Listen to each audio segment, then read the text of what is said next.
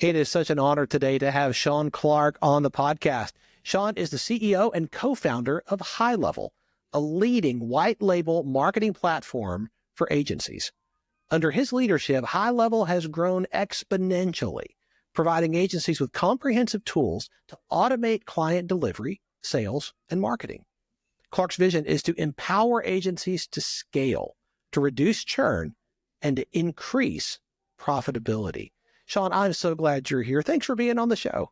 Yeah. Hey, thanks for having me. It's good to be here. Welcome to Catalytic Leadership, the podcast designed to help leaders intentionally grow and thrive. Here is your host, author, and leadership and executive coach, Dr. William Attaway. I would love to start with you sharing a little bit of your story with our listeners, particularly around your journey and development as a leader. How did you get started?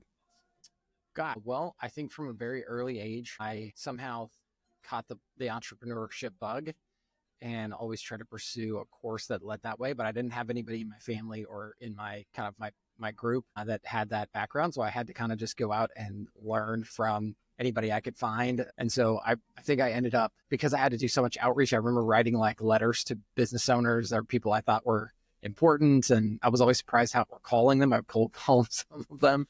And I was always surprised how often they would be willing to take my call and share things with me and answer my questions and things, even though I'm sure most of those questions were terrible at the time. And then just as time went on, I've been a big fan of Warren Buffett and gone to Berkshire Hathaway's annual meeting about 8 years in a row. And I'll go again this year.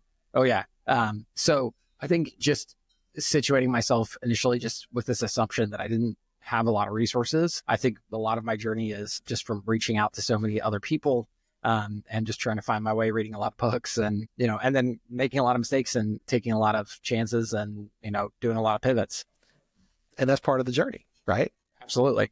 So did you start with HighLevel? Was this the first thing out of the chute? Oh, no. And Let's see. I think the first thing I did is I did websites and servers and IT stuff in high school. But yeah, eventually, I would say my first real business was I dropped out of college to start an answering service with another person who was much older than me. I think I was 18 at the time, but it grew pretty significantly. We ended up having, it was like a $30 million operation. So we grew it from a standing start to over 1,000 employees. And then I left that and started what was really my first, I would say, kind of solo operation, which was my first software company as well, or pure play anyways. Invoice Sharp. I did automatic invoice reminders for small businesses, and I grew that to about 1,000 small businesses. And then that was purchased. And then I learned a lot through that business, which is it's hard to do things by yourself. So I went out and on this one, and then I went to HighLevel after, well, to be fair, actually, I went out and got the smartest engineer I ever met because I knew I needed help whatever I was going to do next. And then we started the invoicing product for mobile, and that failed. And then we did a full suite of management tools for like HVAC and field services. And that fundamentally failed, but ultimately allowed us to realize that instead of focusing on operations, we really want to focus on sales and marketing. And that's really what led to HighLevel initially. And then even there, initially we sold direct to SMBs and that failed, but that also allowed us to connect with our third co-founder who really opened our eyes to going out and selling to the people who help small businesses. If you really want to help the small business directly, help the people who are helping them. So, there's a lot of ins and outs and double backs and failures along the road. So quite a few of those. I imagine many of the people who are listening are familiar with HighLevel. I've been a customer and a proponent now for almost 2 years. Absolutely. I'm a big fan. That's what we would like to hear. I attended my first summit this last October. That's awesome. In Dallas. And in fact, I'm headed to an event right now. We're headed to our first international event in Dubai. So I'm sitting at the airport right now. Oh, that's fantastic. And that makes me appreciate the time even more. And oh, no worries. As I'm thinking about HighLevel, a lot of people are familiar with it, but some are not. Like if you were going to describe HighLevel and what it brings to the table, how would you do that? Wow. I'm terrible at this. I always try to look for other people when someone asks this question, but I'm by myself. So, what I would say is, these days it is an all-in-one sales and marketing product and very similar to HubSpot or Salesforce, very much on that same level. But I think what makes it special is not the features that it has or the tools within it, but the model that it helps create. So from the very outset, we really thought, okay, well, how do we build this product such that it can be used by someone to help others. And what ended up happening with that idea in mind is it allows all of our customers to create a revenue stream that they didn't have before. So yeah, sure, you get the same tools as everybody else, but you can do things like brand and resell it. And it really has this just focus on becoming something that is more than just a tool, but is a business model, is a revenue generator for you. So really trying to focus on sharing kind of the profits as it were, and helping people grow a business around it. So I think that's kind of what makes it special or different.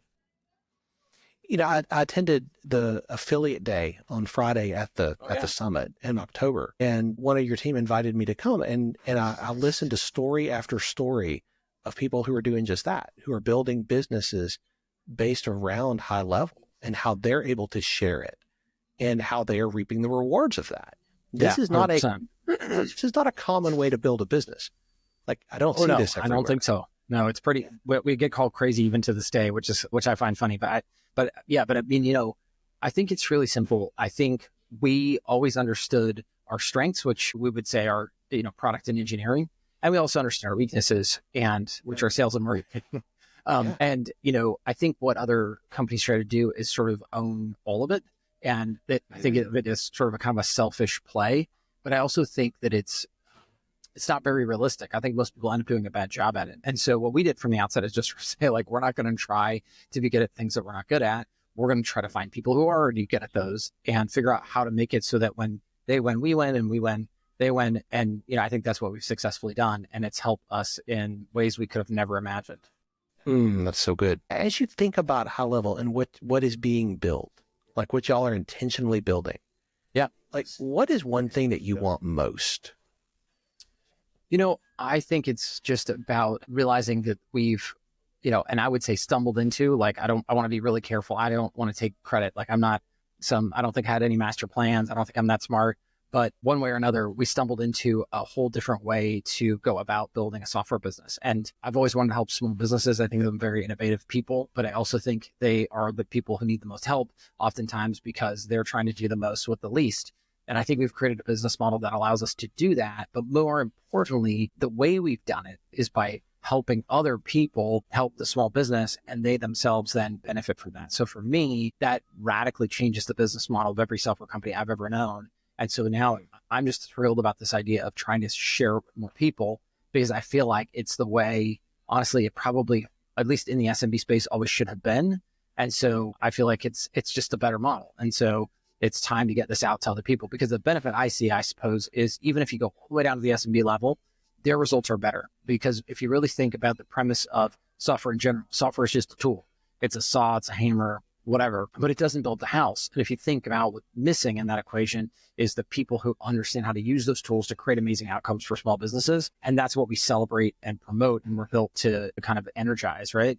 Versus other software companies, they ignore the middle layer altogether. They don't talk about it. They don't mention it. It's almost like at worst, it's like a dirty secret or something. And what they really do is they run around sort of saying, listen, if you buy the hammer and the saw, you'll magically somehow be able to build the house. And I just find that to be disingenuous. And so for me, it's how do we change that narrative, and how do we make it just known? Hey, listen, that's just not how it really works. It's like, yeah, you could do your own taxes, but if you're a real business, that would be dumb. You really want to hire an accountant. I think the same thing should be said for marketing and for sales, even for CRM and technology implementation. So I think it's about taking that model and getting it out wider and farther. One of the things that I love about you and your team, and this is true with every interaction I've had. Like, my very first interaction with a HighLevel team member was with Chase Buckner. We were both speaking. That's a great place to start. We were both speaking at the same event, and we just got to talking in the hallway. I said, I'm not an agency. I don't run an agency. I have an executive coaching practice. I said, could this work for me? And man, he just lit up. He's like, oh, absolutely. And he goes on to tell me how I can save, like, I ended up that first year saving over $2,000 from my tech stack just immediately because of being able to bring everything under one roof. Oh, yeah. Every interaction I've had with your team has been one where they are only too willing to share what they've learned, only too willing to help with whatever struggle I'm having or dealing with. And I know that flows down from the top. That generosity of being willing to share what you've learned and be a conduit of your learning and not just try to hold it all in for you. And that's now being expressed in how you're sharing the fruit of the labor right? With all of these business owners who are now building businesses from this. Where does that come from in you? Like what's the source of that? Well, I don't know. That's a good question.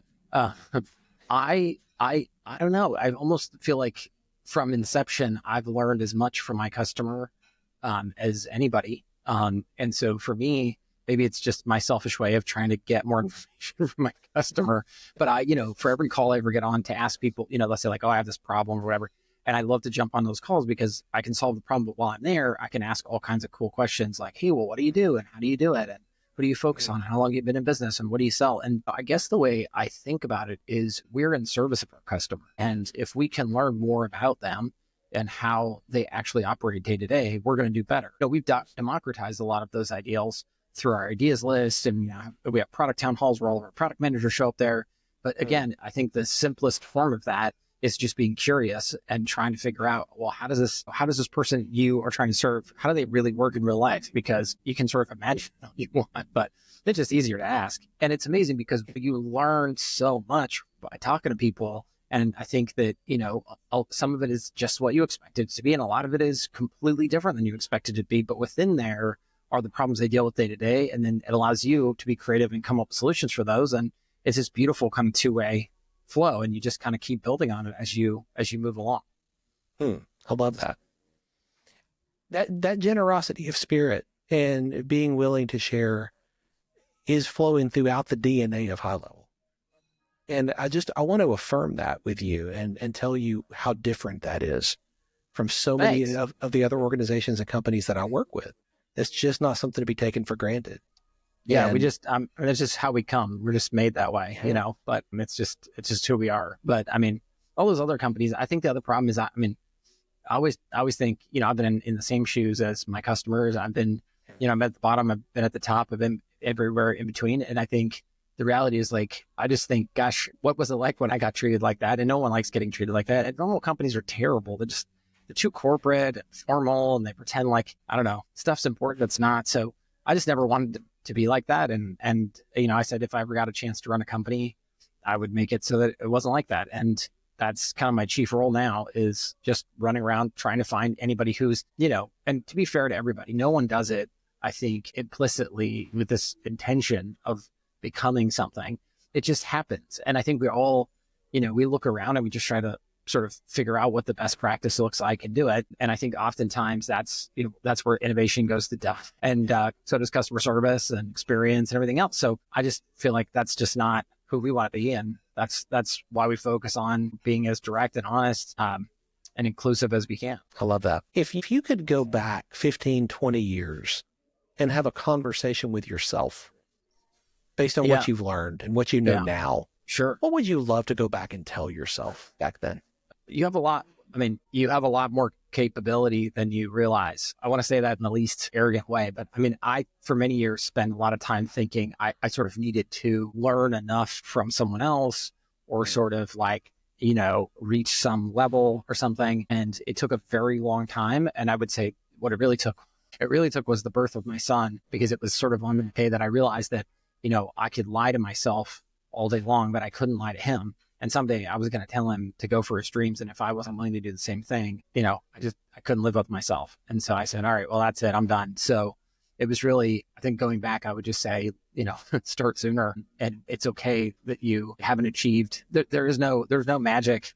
It's sort of like, it's like when someone says there's a magic cold email strategy or something, right? It's just like, no, there's not. You just get out there and do it, and you'll learn as you go along. And I think sometimes as entrepreneurs, we sort of have this imposter syndrome of thinking, gosh, maybe I'm missing some learning or something, or some achievement I need to get before I kind of proceed ahead. And I would just sort of say that's nonsense. The best thing you can do is get out there and start taking hits. And the reality is you'll make dumb decisions. You'll blow things up. You'll have terrible ideas, but the sooner you get out there and do that, the sooner you'll get through the bad stuff and you'll get to the good stuff. And I think that's the most important thing that we could all do better. I love that. As you have entered this journey, and HighLevel, in some ways, I imagine, has felt like a hard battle, and in some ways felt like a rocket ride. Yes, that's a great way to think of it. What are some things that you have learned about leadership in this season, this particular season with HighLevel? Well, I mean, I think it's sort of trying to stay true to the vision that you believe in, even in the face of criticism, and recognize that the harder you push, the more pushback you're going to get. Right. And, and when you see what are invariably going to be some very mean comments by people, recognize that, behind them, you have to sort of look at the intentionality behind them. And a lot of times, unfortunately, people will say things that what they're really saying is like, I want attention. I'm not feeling good today. I'm hurt. I'm upset. And if you can sort of see that behind what they're saying, I think you can sort of then treat them in the right way. And you can, and oftentimes you can turn what on its face seems very angry and negative into something super positive. And I can think of a lot of detractors that eventually became huge supporters of ours because we really got to the heart of the issues that they had and realized and looked beyond the fact that in the moment, maybe the way they were expressing that was pretty harsh. And I think that's a big part of trying to build something big, is recognizing like you're on a path, you want to do a great job, but no matter how hard you work, just realize there are always going to be people who, whether you like it or not, are going to say really mean things, and you got to kind of look beyond those things if you really want to help those people as part of your journey. One of the first things I noticed about HighLevel when I became a customer, I joined the Facebook group, and I was astounded that people were tagging you and the other co-founders and that you were answering. That was remarkable. And then I started to watch, and I'm always looking and listening, right, to what other people are saying as part of the occupational hazard. And the number, like you said, the comments were not always fantastic. No. Sometimes they are just mean. They're just ugly. And I'm like, okay, wow. What a jerk thing to say. Like, why would you do that? 100%. As the leader, how do you handle that? Because some people are saying this is the best thing since sliced bread. I love it. Clapping like a seal. Totally. And some people are, not. You're receiving all of that. Well, I don't do it well. So that's the most important thing. I would say that the positive is at best neutral and the negative is super painful. But again, and that's just my personality, but so sometimes I just like, I go outside and I curse their name and I say, I hope get hit by a train or something. And then once I get that out of my system, I always remember what Warren Buffett said. Warren Buffett always says, you can tell them to go to hell tomorrow. And what he means by that is exactly that. It's like, if you try to address them, rationally and they're still irrational. I mean, if down the road, if you so choose, you can tell them to go to hell then, but in the moment, take a step back and say, well, wait a second, what's really going on here? And what I just find is with 99% of people, when they have those negative comments, it's in the spirit of trying to make something better. And it's in that moment that they're feeling some amount of pain or discomfort because the way they're trying to go about it or the thing they're trying to do isn't working the way they were hoping it would. And if you simply say, okay, well, my job is to try to help that person, and you go after it in that way, again, you can take all of the negative and you can turn it into positive. And to be fair, we're all human. And so, not every criticism is unwarranted. I make mistakes. My team makes mistakes, and we always will. And so some of that is like, yeah, you're right. No, we did have a bug there. Sorry about that. Things happen. But hey, let's see what we can do to fix that problem. And again, if that's the attitude you take, I think you can really, again, just net take most people. I would say most. I mean, it's 99%. There are those 1%ers that there's just nothing you can ever do. But even there, I always tell my team, like, you got to kill them with kindness. Like, you got to make them, like turn away from you because all you want to do is help them and they refuse to be helped. But at no point does it serve anybody to be angry and to be upset. Just realize that there's a reason they're saying those things and go after it with that attitude of trying to help and do the best you can and call it a day. What a fantastic frame to put on that. You have to lead in a different way and at a higher level today that you did 3, 4, 5 years ago. Yeah, and that absolutely. same thing is going to be true 3, 4, 5 years from now. How do you continue to level up your game? Like, how are you growing and sharpening your saw? Gosh, I don't know. I think it's tough because as you as you get bigger, there's a lot of people that will try to tell you that you have to be different. And I think what's hard about that and is dangerous in some regards about that is it's not that all of that is wrong, but it's also not that all of that is right. Because there's always this phrase, like, what got you here won't get you there. Yeah. But I take a little bit of issue with that, because the reality is actually what got you here got you here. And some of that, and the essence of that, it's obvious, right? But the essence of that is like, well, what is it about that? And it's taking that essence forward. I think that's really important. And so to your point, yeah, I am on less one-on-one Zoom calls with customers now. I do not do every onboarding call as I once did, but I also know that how those onboarding calls were done are just as important now as ever. And so for me, it's about taking that essence and making sure that it gets spread out to all of our team members as much as possible in order to scale up. Because I need to know that at 2 a.m. on a Christmas morning, if you get on the phone with a random team member of ours, that you're going to get the same motivations and core values as anything else. I mean, the training is important, the knowledge and yada, yada, yada, but all of that, I care less actually about that if they miss the core values. I mean, I think it's amazing to me, because I think that, you got to realize, as much as people like to think of this as a quantitative effort, humans are very qualitative. We like to, we talk a big game about being, very logical and all that, but that's just nonsense. We're incredibly emotional creatures. I think that I think I can do a better job doing customer service for a company I know nothing about than somebody who knows a lot about them. If the difference between them and I are that I show that I have empathy, I really care, I want to find the solution for that problem, versus somebody who may know all of the things, but really gives you the impression of a darn. And so for me, it's about making sure that we're building a place where everybody has that perspective and customers feel it. Because we always will make mistakes, and there's just nothing you can do about it. In fact, we want to make mistakes, because for us, it tells me we're moving faster and fast enough. I don't want to be flawless, and I don't want to be, because the people who do that, at least in our industry, they're slow. It's like, I'll see you next year for the new features we're going to announce. I mean, that's just garbage nonsense, right? I'm gonna go announce features after this call, and that's the way we're going to do it. And to me, that's how we serve our customer best. But I think if you're going to do it that way, you need to have the empathy that goes with it. And so for me, that's how I lead. And how am I going to do that differently in 3 years? I have no clue. And that's the fun part about it. I didn't have a clue 3 years ago. I don't have a clue what I'm going to do 3 months from now. That I try to live as much in the moment as I can, because I think that's how the world operates and should operate a lot more than it does. That's great. As you learn, as you grow, are there books or the podcasts that you have found incredible value in that you would recommend? That's a good question. I mean, probably, but I think so. Like the Warren Buffett example I gave, the reason I go year after year isn't to hear the latest amazing ways to make money. And in fact, I will tell you, Warren tells me almost the same thing every year. It's amazing how the same core ideas are they just stand the test of time.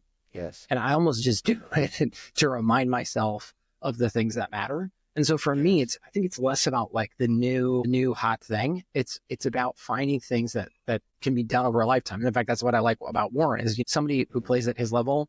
It's very hard to play at that level for that amount of time and just truly be a terrible human being. Right. It's like, if you're really into working out, go find out what 80-year-olds do, because if you can do it when you're 80, you can do it for a very long time. It's very sustainable. So I look for things that scale really well. And I look for leaders and heroes that I can look to that are generally old, because they've been doing it for a long time. And so, for me, I think it's about finding those types of people that matter almost more than anything else. Because the latest books, they may be the greatest ideas. They may not. I don't know. I'm going to wait until they're out for a while before I decide to take a look. So for me, that's kind of how I sort of see the world, is just try to stick to the things that have always worked. And, you might iterate on them, or you may add your flavor to it, but at its core, we're still human, and we haven't moved that much, in the last long time. And so I think it's great that way. There's a lot of things that you can do today that you've always been able to do, and you might use a different medium to do them, but you're still fundamentally doing the same things. Shaun, this has been so incredibly helpful today. One of the things that I often tell clients is that your agency or your business will never outgrow your leadership. You can become the lid that stops growth by not developing and growing. Yeah. And one of the things that I really admire and appreciate about you and your leadership is that you are intentional about making sure the main things are the main things. You're not going to compromise on integrity. You're not going to compromise on service. You're not going to compromise on the culture that you're building. Yeah. And that trickles down. Not just leadership comes from the top. That's what I always say. That's exactly right. Yeah. And, Today, I think sometimes it's hard for people to see that, but, if you think about it, everybody looks up one level and eventually that comes to you. Right. And so, that's right. And I think it's hard because, it's like, and it's the small things too. It's like, we fly economy. Why do we do that? It's because I don't want somebody to say, well, he doesn't, so why should I? Right. So it's little things like that really do add up at the end of the day. And so, and it doesn't mean you shouldn't, if not flying economy is a big deal to you, I don't care myself, but, then do that in your own personal, but for your business trips, like make sure that's how it is, like whatever that is for you. Or like, this is why I actually like talking to customers. So I kind of get to cheat on this one, but it's the same thing, right? It's like, well, someone can't say, well, I don't want to talk to a customer. I'm not talking to them, because he doesn't, right? But they can't say that because the CEO of the company is willing to talk to a customer. You lose, right? You can't say no. So, all of those things really do reverberate, and they do it. And they do it in a way that I think most people just cannot quite comprehend. And the word just gets out. So just assume, and so this is like the Warren Buffett in me, but he always says, look, whatever you're going to do, just imagine tomorrow it's going to show up on the front page of your local newspaper, which of course these days it's online, but, written by a well-informed reporter. And, would you be proud of that story? And if you would, then you're doing the right thing. And if not, there's probably a problem with what you're doing and it doesn't make you a horrible person and just should make you think, why would I feel guilty about other people knowing about this, and try to find a way to fix it. What a great way to live. Shaun, this has been such an incredible gift today. Your time, your generosity of sharing what you've learned in your journey so far. I know our listeners are going to want to continue to learn from you and learn more about HighLevel. What is the best way for them to do that? Gosh, the best place to go is probably our YouTube channel. You get, if you're a software nerd like me, you can see all the software stuff. If you want to see all the amazing people we have had the great fortune of working with or bringing into our orbit in some way, they're there. So, and you don't have to sign up for anything. So I think it's a great place to go. You'll learn a lot no matter what. So yeah, go to YouTube and just search HighLevel. Can't miss it. I love it. Shaun, thank you so much for your time and your insights today, man. Awesome. Thanks for joining me for this episode today. As we wrap up, I'd love for you to do two things. First, subscribe to this podcast so you don't miss an episode. And if you find value here, I'd love it if you would rate it and review it. That really does make a difference in helping other people to discover this podcast. Second, if you don't have a copy of my newest book, Catalytic Leadership, I'd love to put a copy in your hands. If you go to catalyticleadershipbook.com, you can get a copy for free. Just pay the shipping so I can get it to you, and we'll get one right out. My goal is to put this into the hands of as many leaders as possible. This book captures principles that I've learned in 20 plus years of coaching leaders in the entrepreneurial space, in business, government, nonprofits, education, and the local church. You can also connect with me on LinkedIn to keep up with what I'm currently learning and thinking about. And if you're ready to take a next step with a coach to help you intentionally grow and thrive as a leader, I'd be honored to help you. Just go to catalyticleadership.net to book a call with me. Stay tuned for our next episode next week. Until then, as always, leaders, choose to be catalytic. Thanks for listening to Catalytic Leadership with Dr. William Attaway. Be sure to subscribe wherever you listen to podcasts so you don't miss the next episode. Want more? Go to catalyticleadership.net.